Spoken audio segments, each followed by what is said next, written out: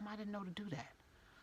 Okay. Hey, Sinclair. Hey, Sister Karen. So we just did an Instagram live, which is going to be gone by the time people see this. So, and then I couldn't figure out how to download it to Instagram.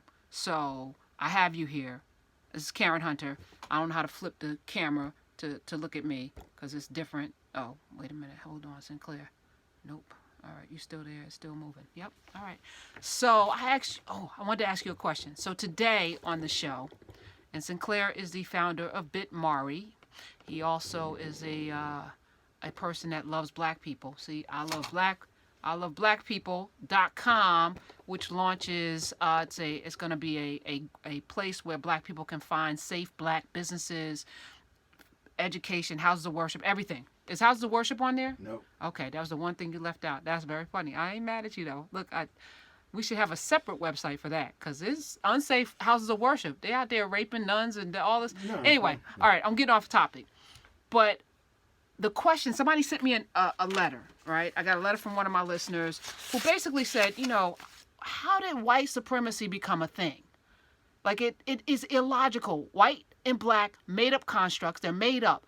Who made up and it's brilliant. Whoever did it should be known in history because to make up a system where you identify people by color, something that they cannot control, and you attach to that color every negative thing you can imagine, that they're stupid, that they're childlike, that their color says that they should be beasts of burden, they're animals, they're over sexualized, they're rapey, they're every negative thing you can attach to blackness. This system, and then you make it legal to enslave them. You make it legal to kill them. You make it illegal for them to be in the Constitution 3/5. You diminish them to 3/5 a person in the Constitution for political reasons.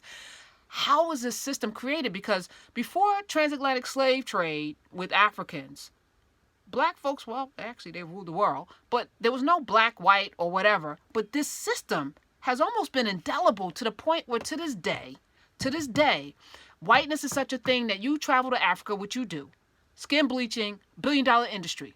You travel to Asia. I just posted a video from about Indians using lasers to take the melanin out of their skin. It doesn't last, but they're going through pain where you can smell their flesh burning to get rid of the melanin. China, skin bleaching. Whiteness has become a global standard. How did this happen when it's a recessive gene, right? Yeah. It's recessive. The majority of people don't have white skin in the world, but it's the thing that's most cherished and coveted. How did this happen? Who did this? Well, I studied under Dr. Frances Cress Welsing, so she's super important to understanding the system of white supremacy. The author of the ISIS papers. The author of the ISIS paper and the original motherfucker. I mean, she's got a few.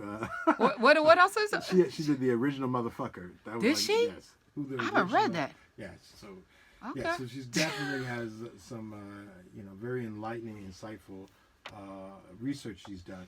I think, when we talk about the construct of race, which is a lie to justify some behavior, I think if we look at indigenous African people coming from a place of abundance, where greed doesn't have the same context. If everybody has mangoes, greed is kind of weird because everybody got mangoes. So if I grab extra one, no one should care. No one should care because you're eating. Right. So we're all eating. If I come from a place of scarcity, like icy tundra or sand, where you see a lot of the Arab folks, you see Arab enslavement of Africans, you see European enslavement of Africans. Because they only had potatoes.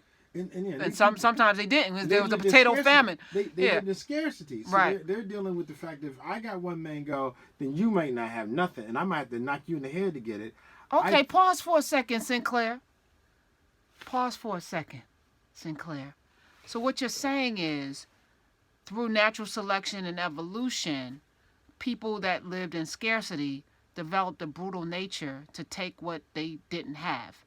Whereas people who lived in, say, the land of milk and honey, Africa, where everything was in abundance, the Garden of Eden was in Africa, not so likely to hit you over the head for something because everybody can eat.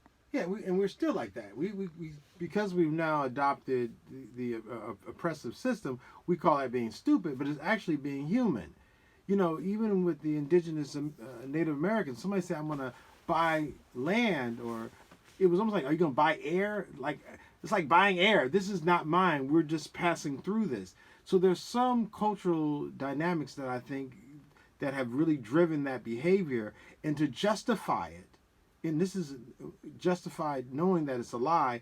They created, you know, constructs like race to say this certain person was inferior. Even like if you look at Iraq, you know, our government bombed Iraq. We gave a pretense. We said, oh, they have weapons of mass destruction. Now, did the people who led the bombing really think Saddam Hussein had? No. But this is what they did to legitimize an action they wanted to take.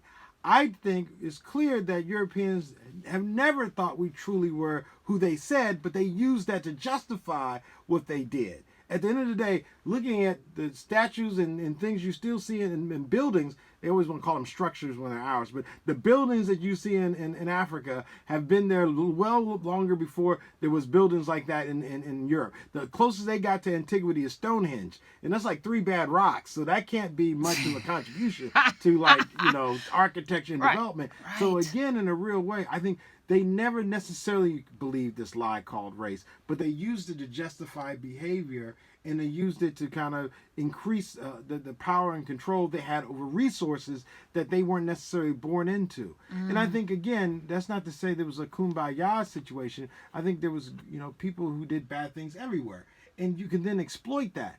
But if you come from a place where there's plenty and there's abundance, when you receive a guest, you're not going to think he's going to enslave you. But, and even if you look at the societies, early on, before you had feudal societies, meaning kingdoms, because we always talk about wealth and kingdom, in many areas, in so-called India, as well as in Africa, you had communal communities. When I say communal, there was no wall with a king in the center. There were actually collectives that lived together that exchanged. But in order to, like, defend themselves, when people started invading, they changed their system to kind of create like a more loci of power where you now have walls. But, you know, much of our structure was more like flat. There was no need for a king. You know, you it's just even like when we say African. These are constructs. But if you're a Shona or Igbo, we're talking about that's how you eat your food. We're talking about how you get married. What gods you have. Yeah, so I can't, you know, you start looking at these book religions, they try to make somebody something. Well, if you believe in a spirituality that's passed down from your great-great-great-grandfather, I can't make somebody else respect their great-grandmama. I mean, there's nothing I can do to you to make you do it. So you're talking about different types of society, and if you look at there's still about